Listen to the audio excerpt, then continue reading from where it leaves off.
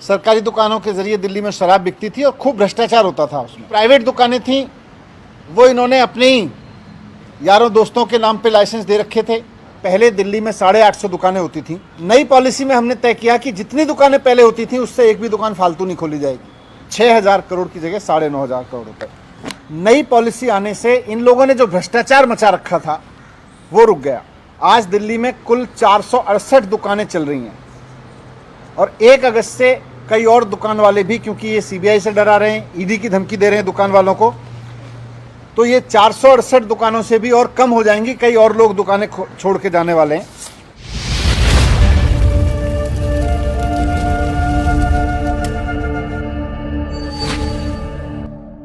दिल्ली में हमारी सरकार पिछले साल एक नई एक्साइज पॉलिसी लेके आई, एक्साइज पॉलिसी 2021-22।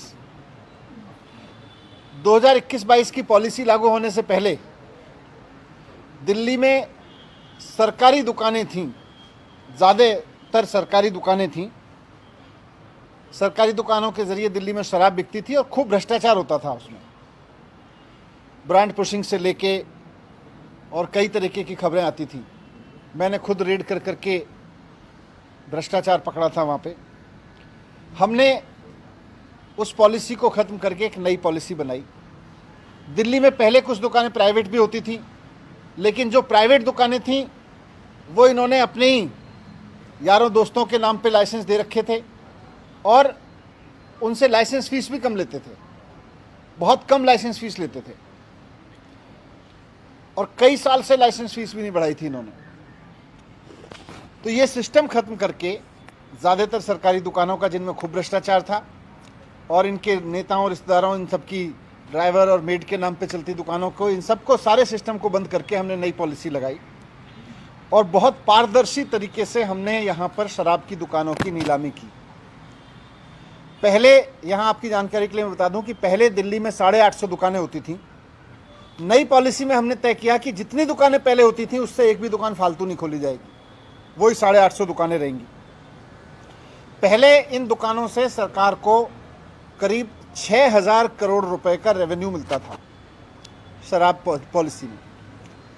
जब पारदर्शी तरीके से इन दुकानों की नीलामी हुई तो दुकानें नहीं बढ़ी, लेकिन पूरे साल में, एक फुल ईयर में 850 दुकानों से 9500 करोड़ रुपए का रेवेन्यू आना था। इस हद तक ऑक्शन गया हमारा, 6000 करोड़ की जगह 9500 करोड़ रुपए। तो इस तरह एक साल में नई पॉलिसी के तहत सरकार की आय 1.5 गुने से ज़्यादा बढ़ जाती, करप्शन खत्म हो जाता। लेकिन नई पॉलिसी आने से इन लोगों ने जो भ्रष्टाचार मचा रखा था वो रुक गया, वो खत्म हो गया। तो इन लोगों ने पूरा प्लान बनाया कि इस नई पॉलिसी को फेल किया जाए।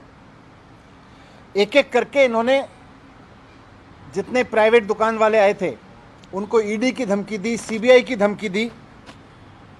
तो प्राइवेट दुकान चलाने वालों को, जो सरकार को ज़्यादा रेवेन्यू दे रहे थे, क्योंकि सरकार ने ट्रांसपेरेंट तरीके से उनको दुकानें दी थी ओपन ऑक्शन करके, तो उनको इन्होंने ईडी से धमकाया, सीबीआई से धमकाया। तो बहुत सारे शराब वाले तो, दुकान वाले तो बेचारे, कई सारे लोग तो दुकान छोड़ के चले गए। और आज दिल्ली में जो नई पॉलिसी में भी 850 दुकानें हो सकती थीं, आज दिल्ली में कुल 468 दुकानें चल रही हैं और 1 अगस्त से कई और दुकान वाले भी, क्योंकि ये सीबीआई से डरा रहे हैं, ईडी की धमकी दे रहे हैं दुकान वालों को, तो ये 468 दुकानों से भी और कम हो जाएंगी। कई और लोग दुकानें छोड़ के जाने वाले हैं। इनका मकसद है कि दिल्ली में शराब की किल्लत पैदा करो। इनका मकसद है कि दिल्ली में लीगल तरीके से बिकने वाली शराब का क्वांटम कम करते चले जाओ। अब मैं आपके सामने एक थोड़ा सा और डेटा रखना चाहता हूं कि दिल्ली में और बाकी राज्यों में शराब की बिक्री की, शराब की दुकानों की पर कैपिटा संख्या क्या है, उसका एक डेटा है। गुड़गांव में, जहां बीजेपी का शासन है, 4166 लोगों पे शराब की एक दुकान है। नोएडा में, जहां बीजेपी का शासन है, 1390 लोगों पे शराब की एक दुकान है। बेंगलोर में, जहां भारतीय जनता पार्टी की सरकार है, 12,179 लोगों पर एक दुकान है। बीजेपी का गोवा है, गोवा में 761 लोगों पे एक दुकान है। नई पॉलिसी के तहत अगर दिल्ली में मैक्सिमम दुकानें भी खुल जाती तो उसके बावजूद 850 दुकानें भी खुल जाती तो यहाँ 22,707 लोगों पे एक दुकान होती, और आज जब 468 दुकानें हैं तो 41,192 लोगों पे एक दुकान है।